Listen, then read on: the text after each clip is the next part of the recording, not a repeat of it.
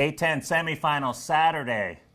We've got St. Louis a 3-point favorite against Butler, and we're looking at Virginia Commonwealth 7-point favorite over UMass. Welcome to the Linemakers on Sporting News. I'm Micah Roberts. With me is Rick Herron.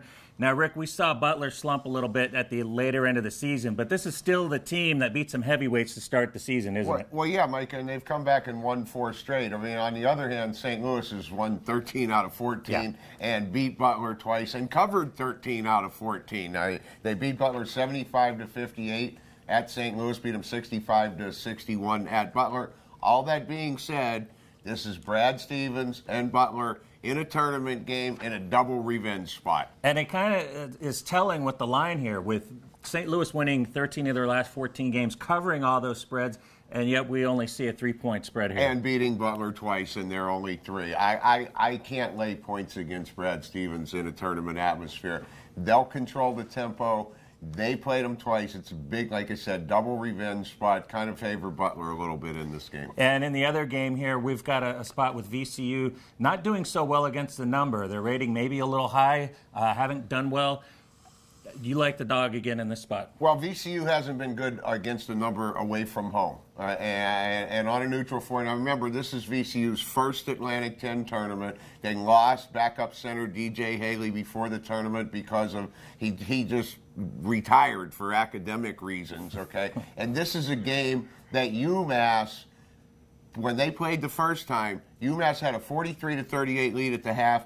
VCU went on a 19-1 run to start the second half, and that was at VCU where they get that havoc defense going. This is a different story on a neutral floor, and VCU, their first time in an Atlantic 10 tournament.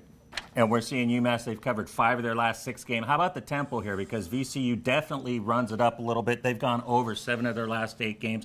Can we at least expect that? Maybe side to the over a little bit? Well, I would side with the over a little bit. UMass will run with you. I mean, the bottom line is every VCU game, it's whether you can control their press. And I think Chaz Williams and UMass did it very, very well in the first half. They got the big run put on them at the start of the second half in the meeting at VCU. I don't expect that 19-1 run to come in this one. I think you have to take the points. All right, we're looking at the points in both games in the A-10, and we're also looking at the over in the VCU game.